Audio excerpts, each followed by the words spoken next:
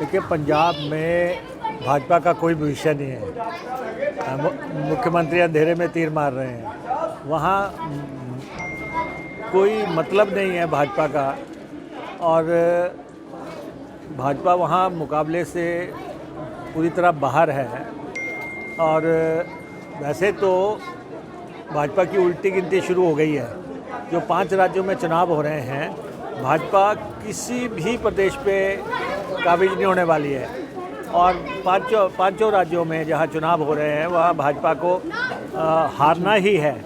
लेकिन जहाँ तक पंजाब का सवाल है, जहाँ मुख्यमंत्री जी आके सरकार बनाने का दावा पेश कर गए, वहाँ पे ये है कि पिछले 1.5 साल से 2 साल से जो है किसान आंदोलन चल रहा है। किसान जो है दिल्ली के बॉर्डर पे जो है अपनी मांगों को लेके कराता रहा। 3 काले कानूनों को वापस लेने की मांग होती रही, लेकिन केंद्र की सरकार टस से मस नहीं हुई। 750 किसानों ने इस दौरान बलिदान दिया, जिसमें मेजॉरिटी किसान जो है पंजाब के थे। तो पंजाब के लोगों को तो खून के आंसू पिलाए भाजपा ने, और आज भाजपा वहाँ पे जो है वोट मांग रही है, भविष्य तलाश रही है। कोई मतलब नहीं है वहाँ पे। तो इसलिए जो है किसानों को अत्याचार हुए, डंडे चले, फलां हुआ, सारे लोग अभी तक भूले नहीं हैं, जब उनके जख्म पूरी तरह हरे हैं। तो सेकेंडली भाजपा कह रही है कि प्रधानमंत्री जी आए और उनको जो है रैली नहीं करने दी। भाई, प्रधानमंत्री जी को रैली करने से कौन रोक सकता है? प्रधानमंत्री जी के वहाँ पे 17,000 कुर्सियाँ लगी थी, 700 लोग आए। उन्होंने जो है वहाँ से निकलने में ही भलाई समझी, जब वहाँ लोग ही नहीं आए और रैली वो फ्लॉप थी।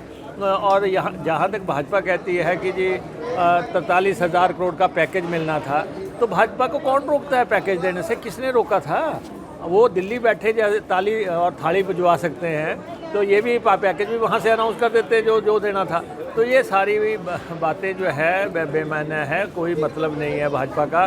भाजपा पंजाब में शून्य है और मुकाबले से बाहर है।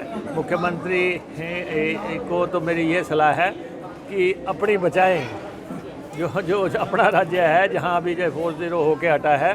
4-6 महीने के बाद चुनाव होना है।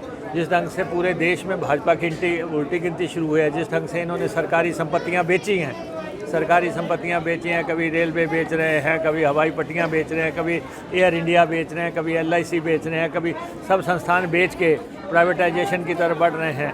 वही तौर तरीका हिमाचल में भी चल रहा है। तो इसलिए ये अब लोगों का मोह भंग है। महंगाई ने लोगों का जीना मुश्किल कर दिया है।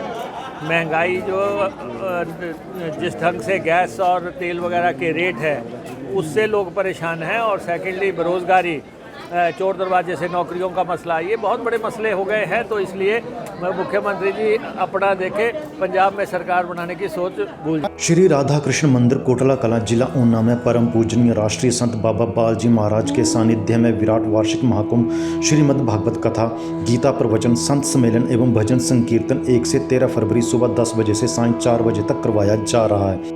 वहीं भव्य शोभा यात्रा का आयोजन 4 फरवरी को किया जाएगा। श्री भक्तमाल कथा श्री गौरदास जी महाराज द्वारा 1 से 6 फरवरी तक प्रातः 11 बजे से, वहीं श्री हाउ बिलाव जी महाराज वृंदावन वाले 6 फरवरी को प्रातः 11 बजे भजन संकीर्तन करेंगे। गीता प्रवचन श्री ज्ञानानंद जी महाराज द्वारा 7 से 9 फरवरी तक प्रातः 11 बजे, श्रीमद् भागवत कथा स्वामी डॉक्टर रामकमल दास वेदांती जी द्वारा 7 से 13 फरवरी दोपहर 12 बजे से शुरू की जाएगी। आप सभी इस विराट वार्षिक महाकुंभ में सादर आमंत्रित हैं। कार्यक्रम का आयोजन कोविड नियमों के तहत किया जा रहा है।